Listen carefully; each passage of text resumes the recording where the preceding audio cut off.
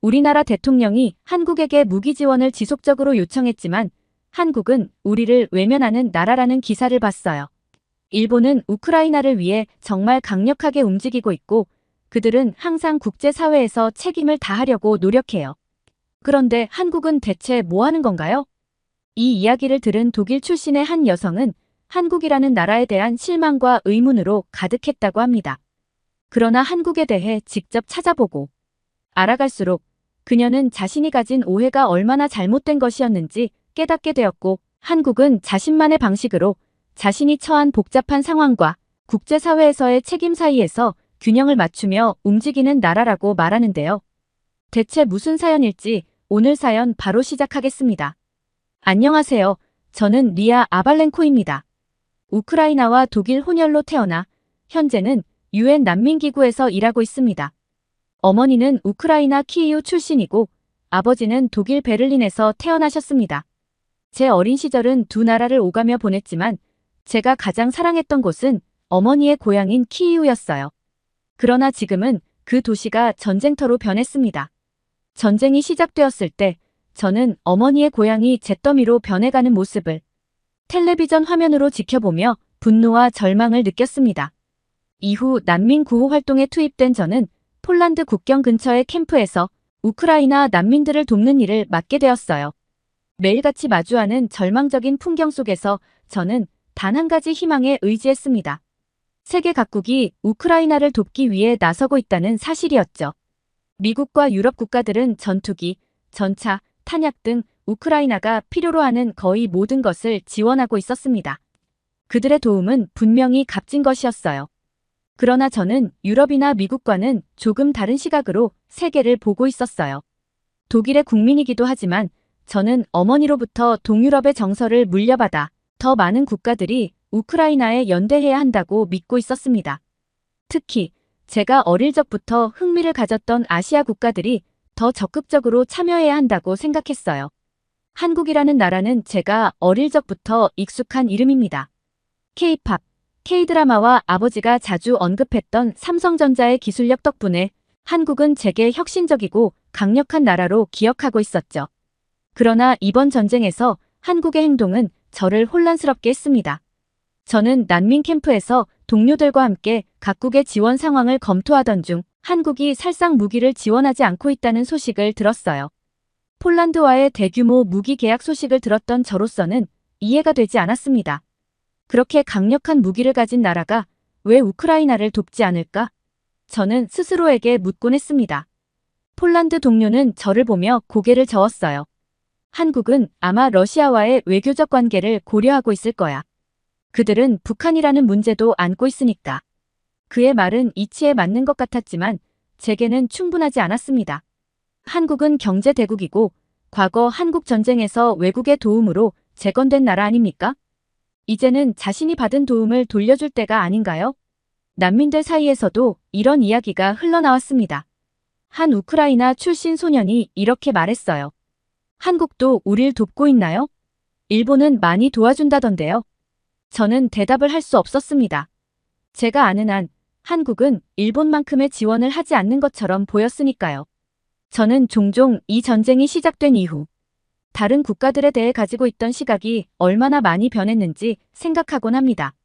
전쟁은 단순히 총과 대포로만 치러지지 않습니다. 각국의 대응과 지원 방식은 그 나라의 가치와 철학을 보여주는 거울과 같습니다.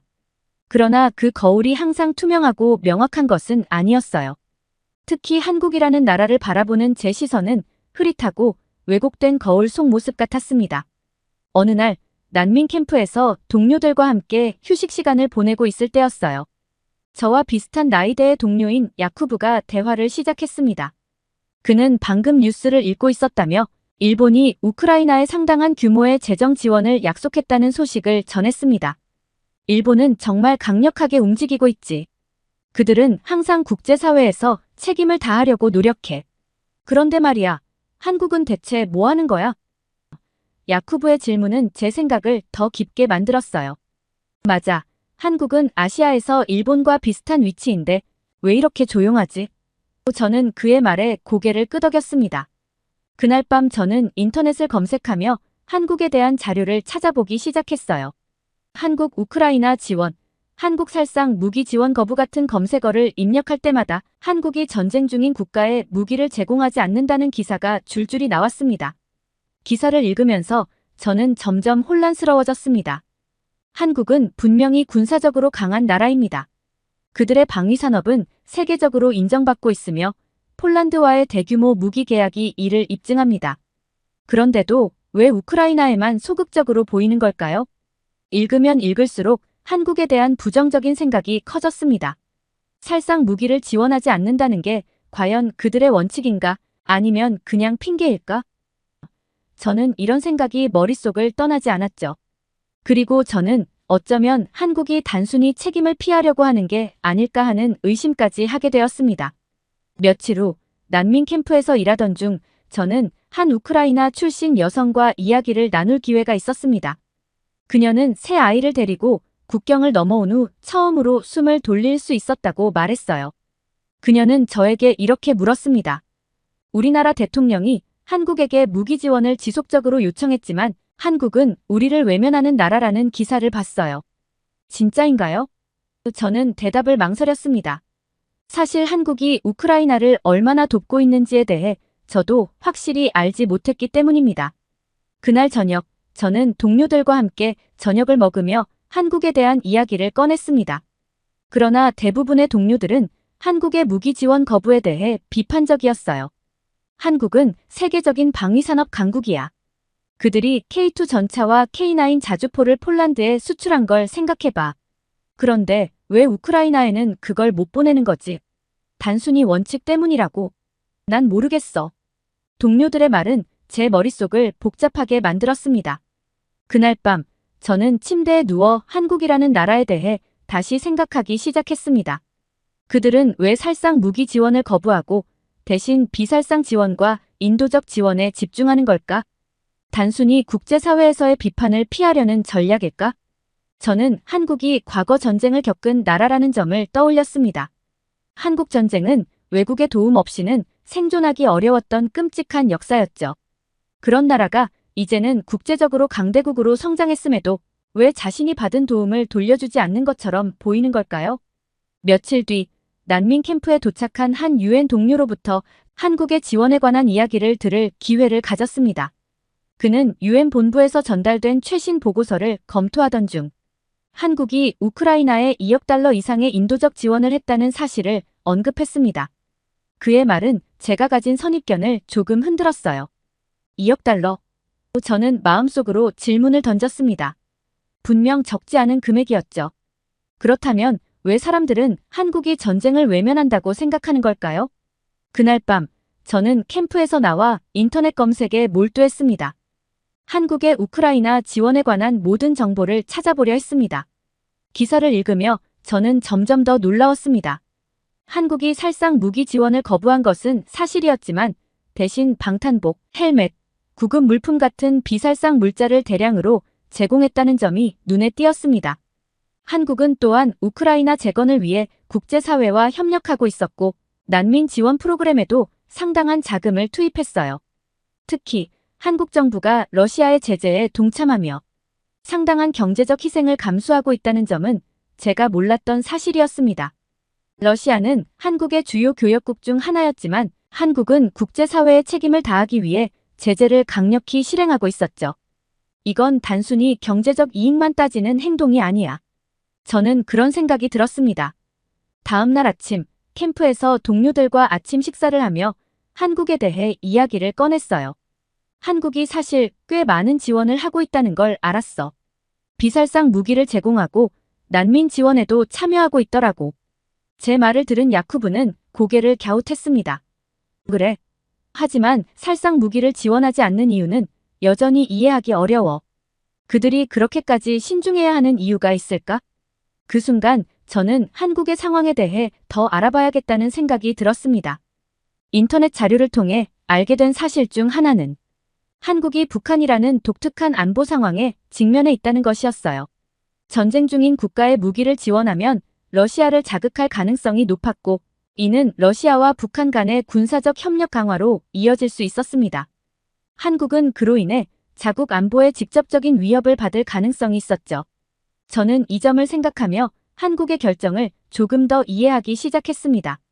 그날 오후 난민 캠프에 도착한 한 우크라이나 출신 가족이 한국에서 제공한 방한용 물품을 받고 감사의 뜻을 전하는 모습을 보았습니다.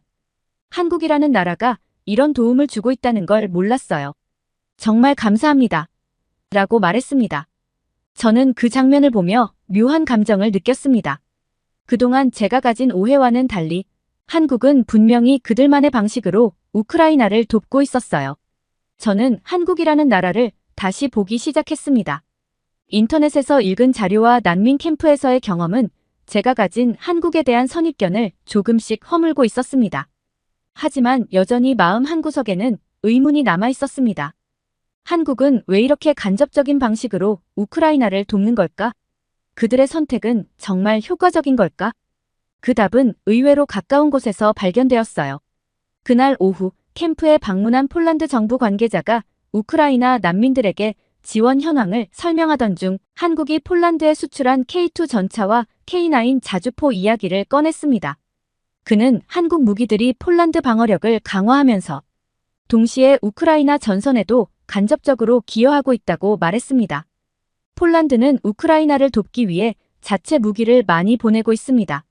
한국산 무기가 폴란드군의 빈자리를 채워주고 있어요. 그의 말은 제게 새로운 관점을 열어주었습니다. 저는 곧바로 한국 무기들에 대한 자료를 찾아보기 시작했습니다.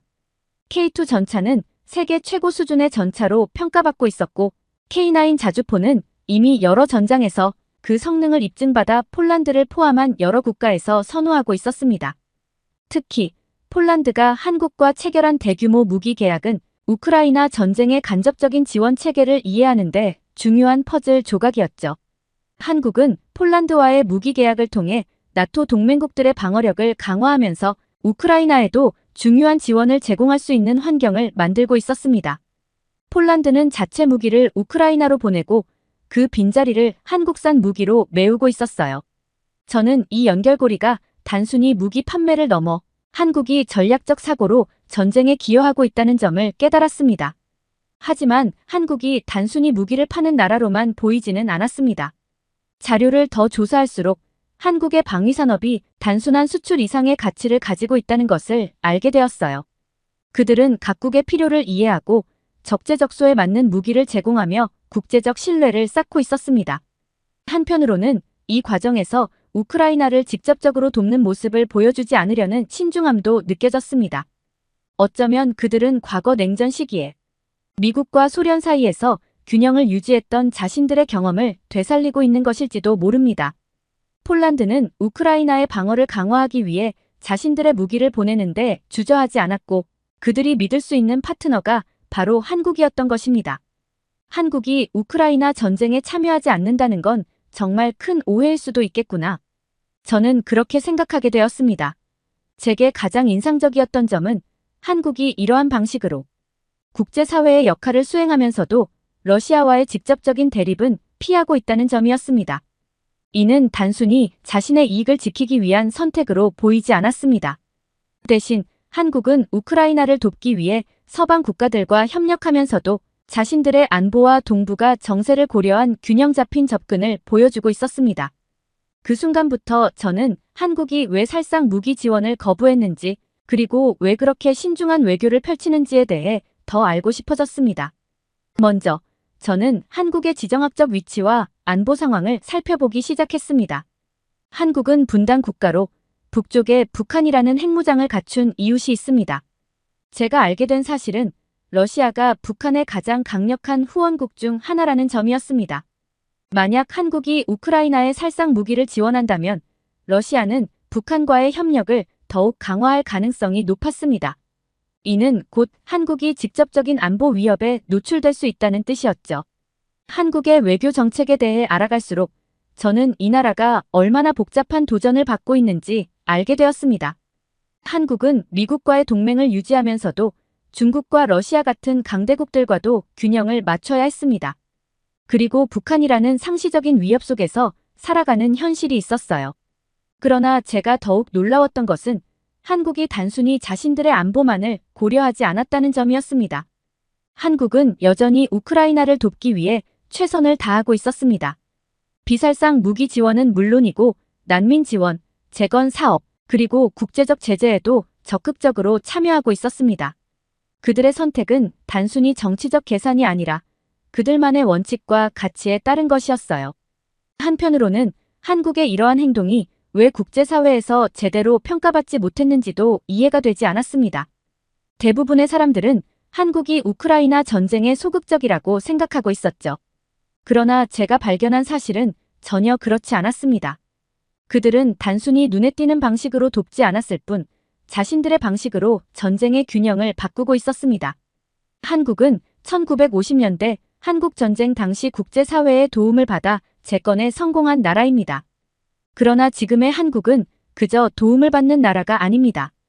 오히려 그들은 도움을 줄 수 있는 나라로 성장했고 그것도 단순한 힘의 과시가 아니라 원칙과 책임을 기반으로 움직이고 있었습니다. 저는 캠프에서 만난 우크라이나 난민들에게 한국이 제공한 구급 물품과 방탄복이 어떻게 사용되고 있는지에 대한 이야기를 들었습니다. 한 난민은 저에게 이렇게 말했어요. 한국에서 온 물품들이 없었다면 우리는 더 많은 생명을 잃었을 거예요.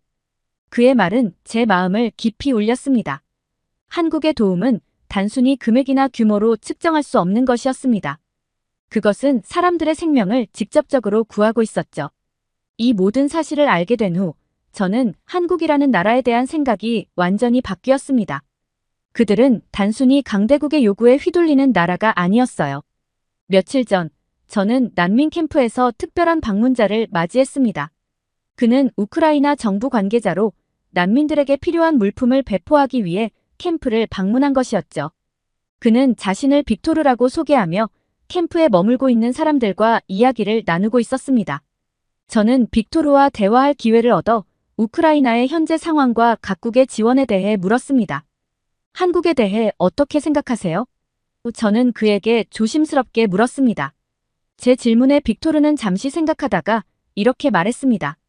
솔직히 처음에는 우리도 한국에 실망했었죠. 살상 무기를 지원하지 않겠다고 했을 때 한국이 우리를 외면하는 것 같았습니다. 하지만 지금은 생각이 완전히 바뀌었어요. 그의 말은 놀라웠습니다.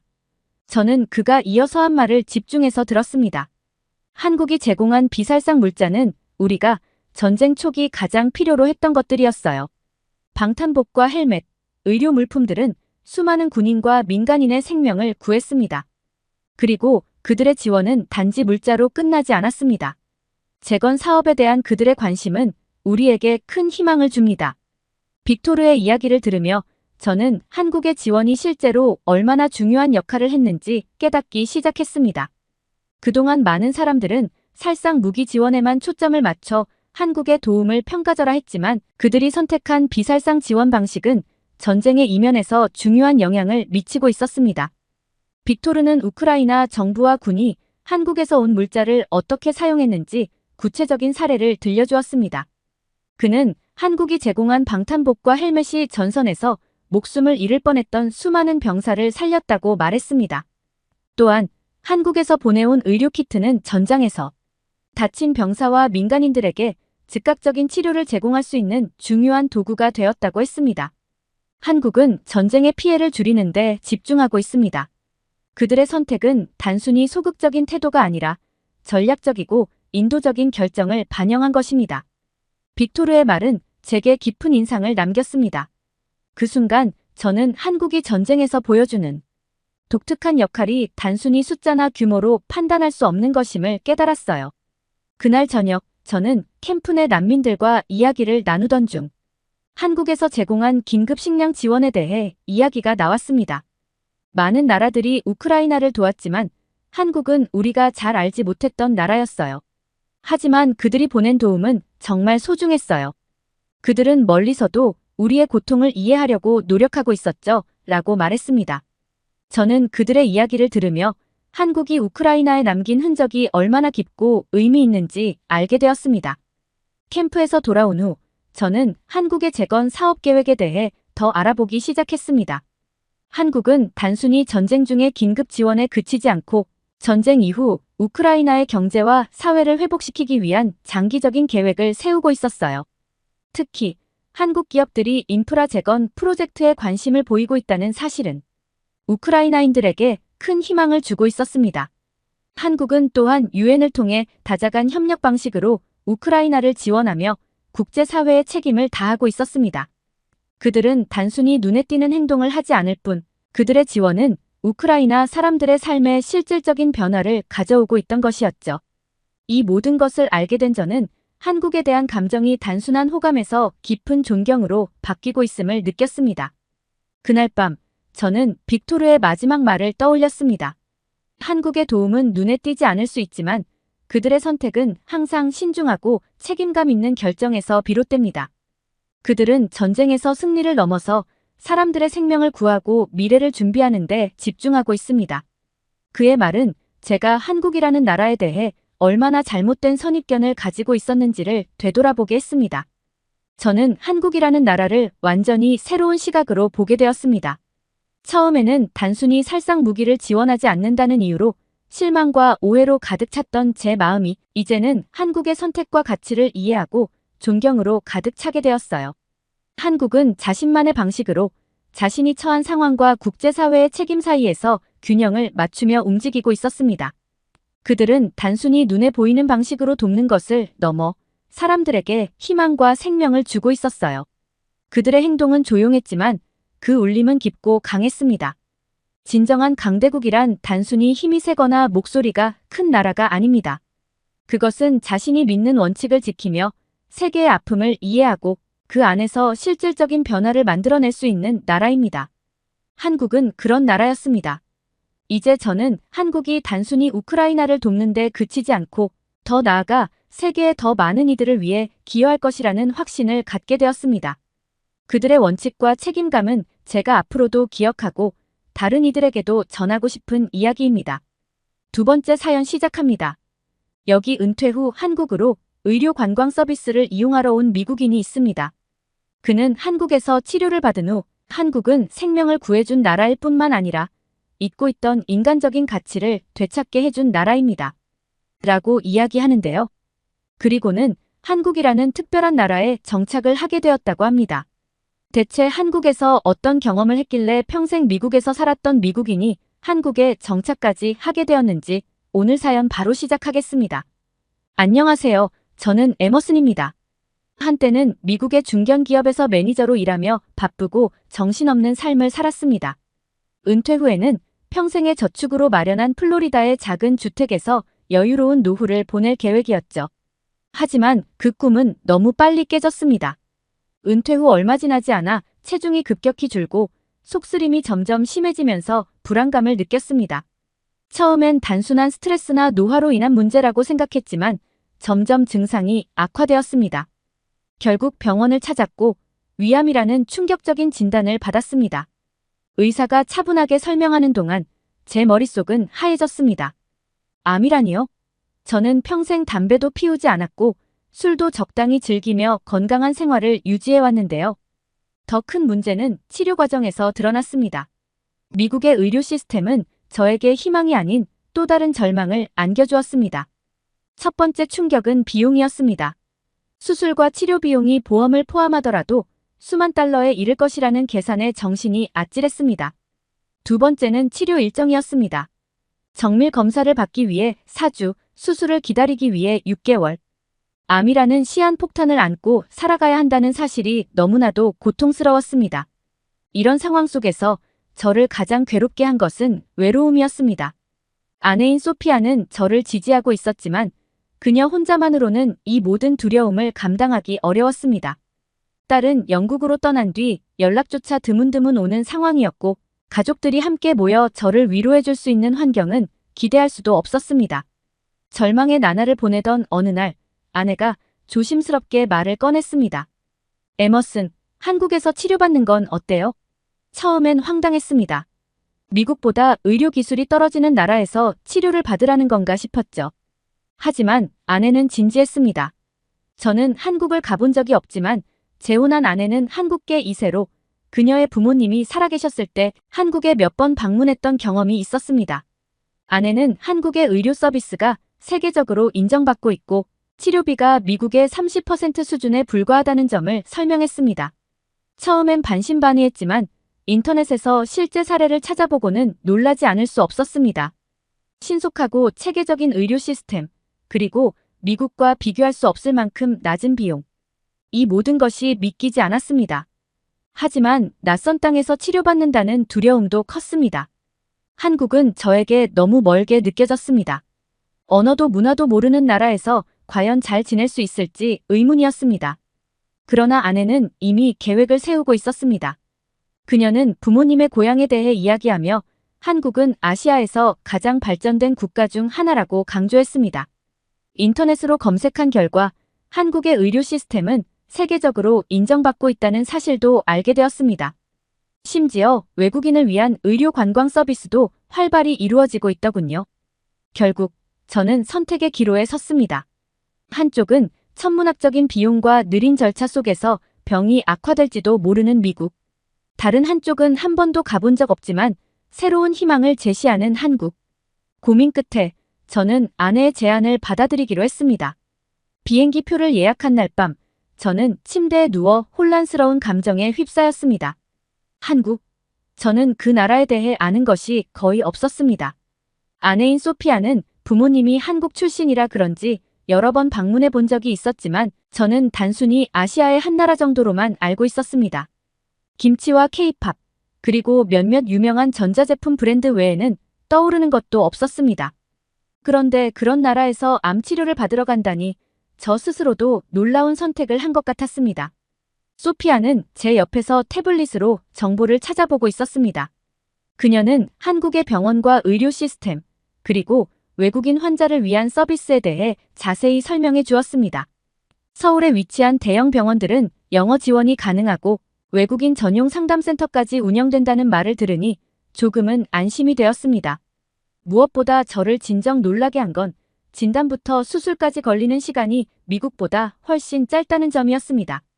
여기 봐요, 에머슨. 소피아가 화면을 보여주며 말했습니다. 이 병원은 암 진단부터 치료까지 단 몇 주 안에 모든 절차를 마칠 수 있다고 해요.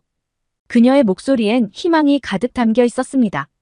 저는 그 말을 들으면서도 마음 한구석에서는 의심이 들었습니다. 과연 그렇게 신속하고 저렴한 시스템이 믿을 만한 품질을 제공할 수 있을까? 다음 날 아침, 소피아는 저를 위해 직접 프레젠테이션까지 준비했습니다. 그녀는 한국이 세계보건기구와 여러 국제기관에서 의료 수준이 높다고 평가받고 있다는 점, 그리고 외국인 의료 관광이 활성화된 나라라는 점을 설명했습니다. 한국은 단순히 비용이 저렴한 게 아니에요. 의료진의 전문성과 병원의 시설도 세계적 수준이에요. 당신을 믿고 맡겨도 돼요. 소피아는 그렇게 말하며 제 손을 꼭 잡았습니다. 그녀가 이런 열정을 보이는 데에는 개인적인 이유도 있었습니다. 소피아는 부모님과 함께 한국을 방문했을 때 한국의 병원에서 자신이 앓고 있던 기관지염 치료를 받았던 경험이 있었습니다.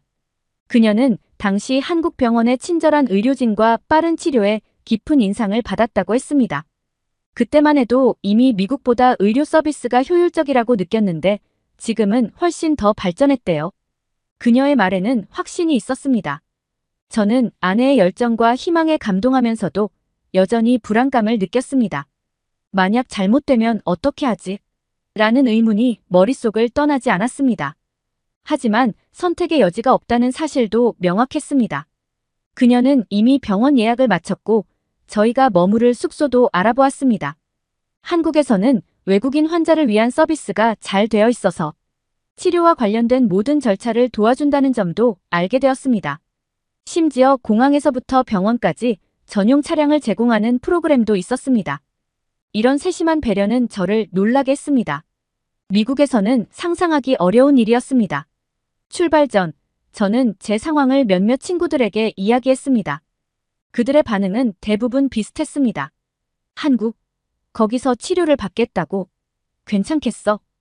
그들의 표정엔 의아함과 걱정이 섞여 있었습니다. 한국에 도착한 날, 인천공항의 규모와 효율성에 놀랐습니다.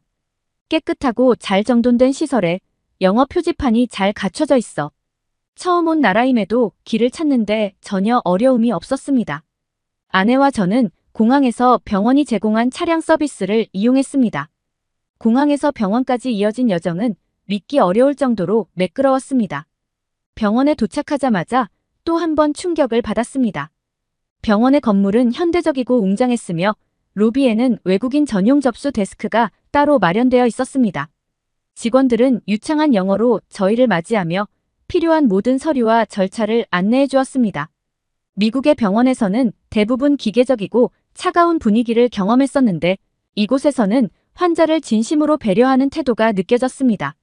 첫날에는 여러 가지 검사가 예정되어 있었습니다. 놀라운 건 진단 과정이 지나치게 효율적이라는 점이었습니다. 미국에서는 각 검사를 받으려면 몇 주씩 대기해야 하는 경우가 많았지만 한국에서는 모든 검사가 하루 안에 진행되었습니다. MRI, CT, 내시경, 혈액 검사까지 체계적으로 짜인 일정표에 따라 한 번에 진행됐습니다. 심지어 각 검사실마다 담당 직원이 배치되어 있어 환자가 길을 잃거나 불편을 느낄 일이 없었습니다. 의사와의 상담 시간도 마찬가지였습니다. 미국에서는 의사 한 명을 만나기 위해 몇 주를 기다리고 겨우 몇 분간의 상담을 받는 경우가 허다했는데 이곳에서는 충분히 대화할 시간을 주었습니다. 담당 의사는 제 상태와 수술 계획을 상세히 설명해 주었고 질문에 하나하나 성심껏 답해 주었습니다. 전문 용어를 영어로 쉽게 풀어 설명해 주는 모습에 감동했습니다. 무엇보다 환자로서 제가 존중받고 있다는 느낌을 받았습니다. 다음 날 본격적인 치료가 시작되었습니다. 수술 일정을 잡는데도 긴 기다림은 없었습니다. 한국에서는 진단 후 최대한 빠르게 치료에 들어간다는 원칙이 있다는 말을 듣고 깊은 안도감을 느꼈습니다. 미국에서는 수술 일정을 기다리는 동안 불안감에 시달렸던 제게 이 신속한 절차는 너무도 새롭고 감사한 경험이었습니다.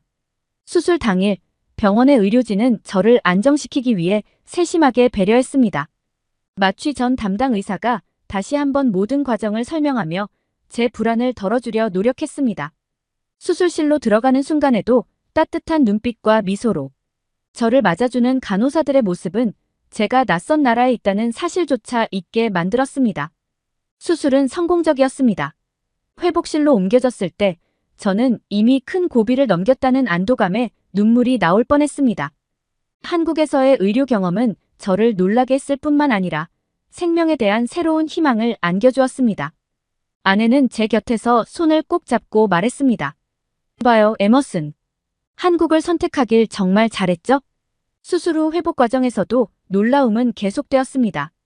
병원 식사는 단순한 병원 음식이 아니라 영양사와 의사가 직접 설계한 맞춤형 식단이었습니다. 모든 것이 환자를 중심으로 설계되어 있었고 의료진은 정기적으로 병실을 찾아와 제 상태를 점검했습니다. 특히 간호사들의 세심한 배려는 저를 감동시켰습니다. 병실의 버튼 하나만 누르면 언제든 달려와 필요한 도움을 주었고 언어가 통하지 않는 상황에서도 최선을 다해 제 요구를 이해하려 노력했습니다. 그리고 비용. 이것은 말로 다 표현할 수 없을 정도로 놀라운 부분이었습니다. 수술과 입원, 그리고 회복 치료까지 포함된 전체 비용이 미국의 병원비의 3분의 1도 되지 않았습니다. 저는 처음에는 계산서를 보고 이 금액이 맞는지 몇 번이고 확인했습니다. 미국에서는 병원비 때문에 가게가 흔들릴 걱정을 해야 했지만 한국에서는 그럴 필요가 없었습니다. 수술 후 며칠 동안 병실에 누워 창밖을 바라보며 생각했습니다. 한국은 도대체 어떻게 이런 시스템을 만들었을까? 미국과 비교하면 너무도 신속하고 너무도 체계적이고 너무도 인간적이었습니다. 저는 그동안 최고라고 믿어왔던 미국의 시스템이 실제로는 얼마나 비효율적인지 깨닫게 되었습니다. 그 반면에 한국의 의료 시스템은 단순한 치료를 넘어 인간 존중에 기반한 시스템이라는 것을 느꼈습니다. 병원에서 퇴원한 뒤에도 정기적인 외래 진료와 회복 치료를 받기 위해 병원을 방문해야 했습니다. 미국이었다면 이런 과정이 번거롭고 불편했겠지만 한국에서는 전혀 그렇지 않았습니다. 병원에서 퇴원하며 아내와 함께 택시를 타고 숙소로 이동하던 중 간호사가 지하철이나 버스를 이용하셔도 편리할 거예요 라고 추천했습니다. 저는 처음엔 의아했습니다. 대중교통을 이용하는 게 택시만큼 편리하다니 정말 가능할까? 하지만 다음 외래 진료일에 지하철을 타보니 그 말이 전혀 과장이 아니었음을 깨달았습니다. 한국의 지하철은 한눈에 이해할 수 있는 노선도와 영어 안내 방송까지 갖추고 있었습니다. 플랫폼에는 에스컬레이터와 엘리베이터가 잘 배치되어 있어 이동이 어려운 저 같은 사람도 편리하게 이용할 수 있었습니다. 무엇보다 깨끗함과 정시 운행이라는 점이 감탄스러웠습니다. 미국의 지하철과는 전혀 다른 세계였습니다. 병원 방문을 마치고 나면 남은 시간 동안 저는 아내와 함께 서울 곳곳을 탐험하기 시작했습니다. 병원 근처의 작은 카페에서 차 한 잔을 마시는 것만으로도 충분히 즐거웠습니다. 한국의 카페들은 각기 다른 테마와 분위기를 자랑하며 손님들을 맞이하는 직원들의 친절함이 인상적이었습니다. 가장 인상 깊었던 것은 환경 자체가 회복과 편안함을 지원하는 구조처럼 느껴졌습니다. 숙소 근처에는 작은 공원이 있었는데 매일 아침 산책을 나가면 느긋하게 걷는 사람들, 벤치에 앉아 책을 읽는 노인들, 아이들과 뛰노는 부모들의 모습이 보였습니다. 그 장면은 미국의 분주하고 개별화된 삶과는 크게 달랐습니다. 여긴 분명히 사람들이 서로 연결되어 있었습니다. 저는 한국에서의 경험이 단순히 물리적인 회복을 넘어 정신적인 치유로 이어지고 있음을 느꼈습니다.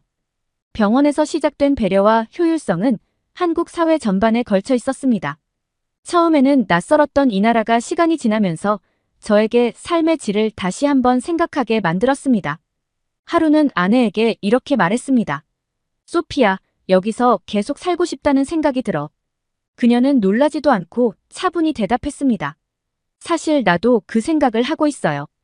이곳은 우리에게 꼭 필요한 안정감을 주는 곳인 것 같아요. 그녀의 말에 저는 고개를 끄덕였습니다. 퇴원 후 몇 주가 지나면서 몸 상태는 점점 좋아졌고 저는 아내와 함께 숙소를 떠나 병원 근처의 장기 체류 아파트로 이사했습니다. 한동안 더 한국에 머물며 정기 진료와 재활 치료를 받기로 결정했기 때문입니다. 이곳은 호텔처럼 모든 것이 갖춰져 있었지만 마치 집처럼 아늑한 느낌을 주었습니다. 무엇보다 주변의 인프라가 완벽하게 갖춰져 있어서 생활이 너무도 편리했습니다. 대형마트, 공원, 병원, 카페가 모두 걸어서 몇 분 거리 안에 있었습니다. 미국에서는 차 없이 이동하는 것이 불가능했지만 한국에서는 차가 필요 없다는 것이 새롭게 다가왔습니다. 하루는 아내와 함께 저희가 살고 있는 지역을 둘러보기로 했습니다. 아파트 단지 주변에는 아이들이 뛰어노는 놀이터와 어르신들이 모여 앉아 대화하는 작은 쉼터가 있었습니다. 그 풍경은 낯설고도 따뜻하게 느껴졌습니다. 한국에서의 이런 생활은 저희가 플로리다의 단독주택에서 느꼈던 고립감과는 완전히 다른 세계였습니다. 일상 속에서 느껴지는 따뜻함은 저희 부부를 점점 더 한국에 정착하고 싶게 만들었습니다. 저희는 진지하게 이곳에서의 장기적인 생활을 고려하기 시작했습니다. 처음에는 단순히 회복과 치료를 위한 체류였지만 이제는 한국에서의 삶을 새로운 방식으로 바라보고 있었습니다. 아내는 이미 주변의 부동산 정보를 수집하기 시작했고 저는 한국에서의 체류 비자와 관련된 정보를 찾아보기 시작했습니다. 한국이 외국인을 위한 의료 관광뿐만 아니라 장기 체류를 원하는 사람들을 위해 다양한 제도를 마련해 놓았다는 점도 알게 되었습니다. 어느 날 저는 아내와 함께 서울 외곽의 한 전원주택 단지를 방문했습니다. 도시의 편리함과 자연의 고요함이 공존하는 이곳은 저희가 꿈꾸던 완벽한 은퇴 생활을 실현할 수 있는 장소처럼 느껴졌습니다. 이곳에서 작은 정원을 가꾸고 느긋하게 아침을 즐기며 살아가는 모습이 그려졌습니다. 결정을 내리는데 오래 걸리지 않았습니다. 미국은 여전히 제 고향이었지만 저를 기다리고 있는 것은 천문학적인 의료비와 가족으로부터 멀어진 고립감뿐이었습니다. 반면 한국은 저희 부부에게 새로운 기회를 제시하고 있었습니다. 의료 시스템은 물론이고 효율적인 인프라와 따뜻한 공동체 문화까지 모든 것이 이상적으로 느껴졌습니다. 아내와 저는 한국에서의 정착을 위해 필요한 절차를 하나씩 밟아나갔습니다. 은퇴 후에도 한국에서 안정적으로 생활할 수 있는 재정 계획을 세우고 체류 비자를 연장하는 방법을 알아보았습니다. 아내가 한국계라는 점이 저희에게 큰 장점으로 작용했습니다. 그녀는 재외동포 비자를 통해 비교적 간단한 절차로 장기 체류를 신청할 수 있었고 덕분에 저도 가족 비자를 통해 체류를 연장할 수 있었습니다. 저는 한국어를 배우기 시작했고 아내는 한국 음식을 더 잘 요리하기 위해 요리 학원에 등록했습니다. 동네 시장에 가서 한국의 신선한 재료들을 사들이며 새로운 문화에 적응해가는 과정은 마치 새로운 세계를 탐험하는 것 같았습니다. 가끔 미국에 있는 친구들이나 딸과 통화할 때면 저희의 결정을 이야기하곤 했습니다. 한국에서 계속 살기로 했다고. 왜? 친구들은 놀라워했지만 딸은 생각보다 이해해주는 모습이었습니다. 아빠, 거기서 더 행복하시다면 잘하신 거예요. 그녀의 말은 제게 큰 위안이 되었습니다. 하지만 여전히 딸이 멀리 있다는 사실은 아쉬웠습니다. 한국에서의 생활이 익숙해질 무렵 저는 이곳의 사람들을 관찰하며 한국 문화의 깊이를 점점 더 이해하게 되었습니다. 특히 가족 중심적인 생활 방식은 제게 가장 큰 충격이자 감동으로 다가왔습니다. 저는 미국에서의 가족 관계를 돌아보며 한국 사회가 얼마나 다른지 실감할 수밖에 없었습니다. 아내 소피아가 말하길 한국에서는 친척들이 자주 모이고 서로를 따뜻하게 대한다며 꼭 한번 그녀의 친척들을 만나보라고 권유했습니다. 솔직히 처음엔 내키지 않았습니다. 그녀와도 오랜만에 다시 가까워진 상황에서 저까지 그녀의 친척들까지 만나는 건 부담스럽게 느껴졌습니다. 그들을 만난 적도 없었고 아내도 부모님이 돌아가신 뒤로 오랫동안 연락하지 않았던 사촌들이라 했으니까요. 며칠 고민 후 그녀의 제안대로 어느 주말에 친척들과의 만남에 나섰습니다. 서울 근교에 있는 작은 아파트로 들어서자 문이 열리는 순간 놀라운 일이 벌어졌습니다. 마치 제가 오래전 헤어진 가족인 것처럼 그들은 저를 반갑게 맞이했습니다. 나이를 가늠하기 어려운 어르신부터 젊은 커플, 그리고 아이들까지 집안 가득한 사람들이 모두 웃으며 인사를 건넸습니다. 저는 완벽한 낯선 사람인데도 말이죠. 에머슨, 만나 뵙게 되어 정말 반가워요. 아내의 사촌이라는 한 여성이 활짝 웃으며 제 손을 잡았습니다. 그리고 다른 사람들이 차례로 저에게 따뜻한 말을 건네기 시작했습니다. 멀리서 오셨다면서요? 건강은 괜찮으세요? 한국 음식 입맛에 맞으세요? 그들은 제가 처음 본 사람인데도 마치 어제 만난 친척처럼 저를 대했습니다. 거실 중앙에는 커다란 상이 놓여 있었고 상 위에는 음식이 가득했습니다. 정성스럽게 준비된 모습이 한눈에 봐도 특별하게 느껴졌습니다. 제가 미국에서 상상했던 친척 간의 만남은 간단한 바비큐나 피자 파티 같은 거였지만 이곳의 풍경은 너무나도 달랐습니다. 상다리가 휘어질 정도로 음식을 차리고 모두가 함께 앉아 식사를 나누는 모습은 따뜻함 그 자체였습니다. 제가 상에 앉자 누군가가 조심스럽게 물을 따라주고 또 다른 사람이 음식을 제 앞에 놓아주었습니다. 그들의 행동에는 자연스러운 배려와 존경이 담겨 있었습니다. 특히 어르신들이 음식을 드시기 전에 젊은 세대가 먼저 챙겨드리는 모습은 정말 신선하게 다가왔습니다. 미국에서는 상상하기 힘든 장면이었습니다. 가족이지만 서로를 섬기듯 대하는 모습이 제게는 낯설면서도 감동적이었습니다. 식사를 하면서 아내의 사촌 한 명이 저를 유심히 바라보다 이렇게 말했습니다. 삼촌, 건강이 좋아 보이세요. 한국 음식이 잘 맞는 것 같아요. 여기서 천천히 잘 회복하시길 바랄게요. 그 말 한마디에 저는 목이 메었습니다. 만난 지 고작 몇 시간밖에 되지 않은 사람에게서 이런 진심 어린 말을 들을 줄은 몰랐습니다. 그들은 제가 어떤 사람이든 상관없이 단지 가족이라는 이유로 이렇게 따뜻하게 대해주는 것 같았습니다. 식사 후에도 분위기는 사그라들지 않았습니다. 어른들은 커피를 마시며 담소를 나누었고 젊은이들은 아이들과 놀아주며 웃음꽃을 피웠습니다. 모두가 서로에게 집중하며 소통하는 모습은 제게 충격에 가까웠습니다. 아내의 사촌 중 한 명이 제가 멍하니 앉아있는 것을 보고 다가와 웃으며 말했습니다. 삼촌, 처음엔 낯설겠지만 곧 익숙해질 거예요. 그의 말에 저는 작은 미소로 답했지만 속으로는 어찌해야 할지 몰랐습니다. 미국에서는 가족 간의 관계조차도 이렇게 가까운 느낌이 아니었으니까요. 이날의 만남은 제게 큰 깨달음을 주었습니다. 한국에서는 가족이라는 것이 단순히 혈연 이상의 의미를 가진다는 점이었습니다. 비록 서로 오랫동안 보지 못했더라도 그들은 여전히 서로를 챙기고 배려하며 마치 어제 만난 것처럼 편안하게 대화했습니다. 저는 미국에서 딸과의 거리가 멀어질 수밖에 없었던 과거를 떠올렸습니다. 딸이 성인이 되고 영국으로 떠난 후 연락조차 드물어진 상황이 한국의 이런 가족 중심적인 문화와 너무 대조적으로 느껴졌습니다. 한국에서의 이런 경험은 단순히 새로운 문화를 체험하는 것을 넘어 제 마음속 깊은 곳을 건드렸습니다. 가족이란 무엇인지, 그리고 왜 그것이 중요한지를 다시 생각하게 되었습니다. 한국의 가족 중심적인 문화는 저를 감동시켰을 뿐만 아니라 제 삶의 방향을 돌아보게 하는 계기가 되었습니다. 저는 이 따뜻한 문화 속에서 딸과의 관계를 어떻게 더 가까이 만들 수 있을지 고민하기 시작했습니다.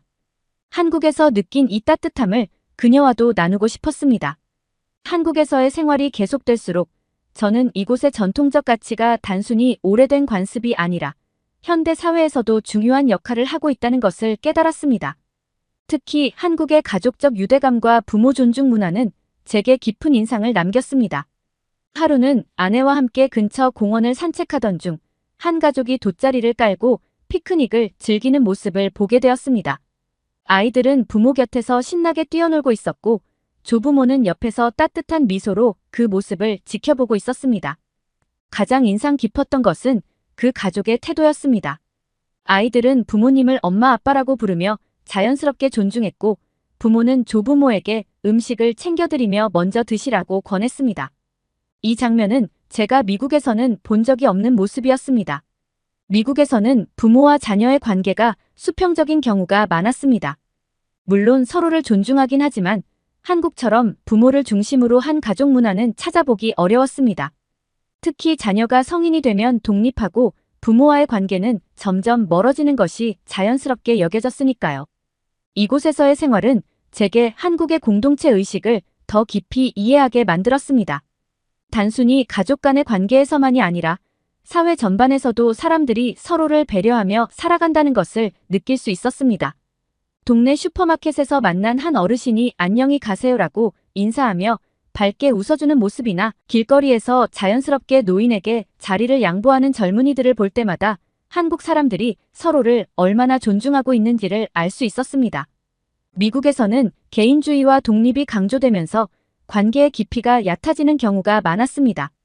특히 가족관계에서는 독립이 강조되다 보니 부모와 자녀 사이에도 거리감이 생기는 경우가 많았습니다.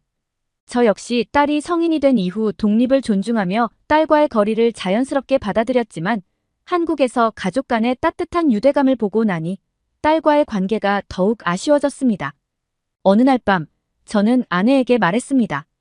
소피야, 한국 사람들은 정말 가족을 소중히 여기고 서로를 존경하며 살아가네요. 우리도 딸에게 더 자주 연락하고 그녀와의 관계를 더 가깝게 만들어야 할 것 같아요. 그녀는 조용히 미소를 지으며 제 손을 잡았습니다. 저는 다짐했습니다. 한국에서 배운 가족의 소중함과 전통적 가치를 딸에게도 전하겠다고요. 한국에서 경험한 이 모든 것들은 단순히 제 삶을 변화시킨 것이 아니라 제게 잃어버린 무언가를 되찾게 해주었습니다. 이 나라의 전통적 가치는 제가 오랫동안 잊고 살았던 진정한 삶의 의미를 일깨워주고 있었습니다. 이제 한국은 제게 단순히 치료를 받기 위해 찾았던 나라가 아니었습니다. 처음 이곳에 왔을 때 저는 암 치료라는 절박한 이유로 선택의 여지가 없어 이 땅을 찾았습니다. 그러나 지금 이곳은 제게 새로운 삶의 터전이 되었고 오랜 시간 잊고 지냈던 삶의 진정한 의미를 깨닫게 해준 곳이 되었습니다. 한국에서의 하루는 미국에서의 은퇴 생활과는 전혀 다른 방식으로 시작됩니다. 아침마다 아내와 함께 동네 공원으로 산책을 나가는 것이 일상이 되었습니다. 공원에서는 늘 같은 사람들을 마주칩니다. 할머니, 할아버지들은 작은 의자에 앉아 담소를 나누고 젊은 엄마들은 아이들을 데리고 운동 삼아 걸음을 옮깁니다. 때로는 이름조차 모르는 이들이 제게 반갑게 인사를 건네기도 합니다. 아침 산책을 마치면 근처 시장에 들러 신선한 채소와 과일을 사는 것이 또 하나의 즐거움이 되었습니다. 한국의 전통시장은 단순히 물건을 사고 파는 곳이 아니라 사람들의 삶과 이야기가 오가는 곳이라는 것을 이제야 이해했습니다. 상인들은 저를 삼촌이라고 부르며 반갑게 맞아줍니다. 요즘 건강은 좀 어떠세요? 여기 이 과일은 몸에 좋으니까 꼭 드셔보세요. 그들의 작은 배려와 정이 제 일상에 따뜻함을 더해주었습니다. 한국에서의 생활은 물리적으로나 정신적으로나 저를 완전히 회복시켜 주었습니다. 이곳에서 받은 위암 치료는 제 생명을 구했을 뿐만 아니라 삶에 대한 새로운 관점도 열어주었습니다. 의료진들은 단순히 치료를 넘어 제 상태를 진심으로 걱정하며 끊임없이 소통했고 그들의 헌신 덕분에 저는 완전히 새롭게 태어난 기분이었습니다. 이제 아내와 저는 한국에서 완전히 정착하며 은퇴 후의 삶을 즐기고 있습니다. 얼마 전에는 서울 외곽의 작은 전원마을에 아늑한 집을 구했습니다. 넓은 창으로 햇살이 들어오는 작은 집에서 아내와 함께 아침을 먹고 정원에서 꽃과 채소를 가꾸는 일은 저희가 꿈꿔왔던 완벽한 은퇴 생활 그 자체였습니다. 저는 가끔 딸과 영상통화를 하며 한국에서의 일상을 그녀와 나누곤 합니다. 그녀는 가끔 이렇게 말합니다. 아빠, 한국에서 행복해 보이셔서 저도 좋아요. 언젠가 직접 가서 그곳을 경험해보고 싶어요. 딸과 자주 얼굴을 보지 못하는 아쉬움은 여전히 남아있지만 한국에서 배운 가족의 가치를 그녀에게 조금씩 전해주는 것이 저희 부부의 작은 목표가 되었습니다. 한국의 발전된 사회 시스템도 저희가 이곳에 정착하는데 큰 도움을 주었습니다. 병원뿐만 아니라 대중교통, 편의점, 공공시설 등 모든 것이 효율적이고 체계적으로 운영되고 있었습니다. 특히 한국에서는 나이가 들어도 불편함 없이 생활할 수 있는 환경이 갖춰져 있었습니다. 미국에서는 차가 없으면 어디로도 이동할 수 없었지만 이곳에서는 버스 한 대, 지하철 한 번이면 어디든 갈 수 있었습니다. 이는 단순한 편리함을 넘어 저희 삶의 질을 완전히 바꿔놓았습니다. 무엇보다 한국에서 느낀 가장 큰 변화는 삶에 대한 태도였습니다. 이곳 사람들은 물질적인 풍요로움만이 아니라 인간관계와 전통적인 가치 속에서 삶의 행복을 찾고 있었습니다. 가족이 서로를 챙기고 존경하며 살아가는 모습, 낯선 사람에게도 따뜻하게 말을 건네는 태도, 그리고 자신들의 전통을 현대와 조화롭게 이어가는 지혜는 제게 큰 깨달음을 주었습니다. 한국은 저에게 생명을 구해준 나라일 뿐만 아니라 잊고 있던 인간적인 가치를 되찾게 해준 나라입니다. 이제 저는 아내와 함께 이 따뜻한 나라에서 새롭게 출발합니다. 그리고 마음속 깊이 감사드립니다. 한국이라는 이 특별한 나라가 저희에게 다시 살고 싶다는 의지를 선물해 주었다는 사실에 말이죠. 오늘 사연이 재미있으셨다면 구독과 좋아요, 알림 설정까지 부탁드립니다. 더 재미있는 사연으로 돌아오겠습니다. 이상 감동탐험이었습니다.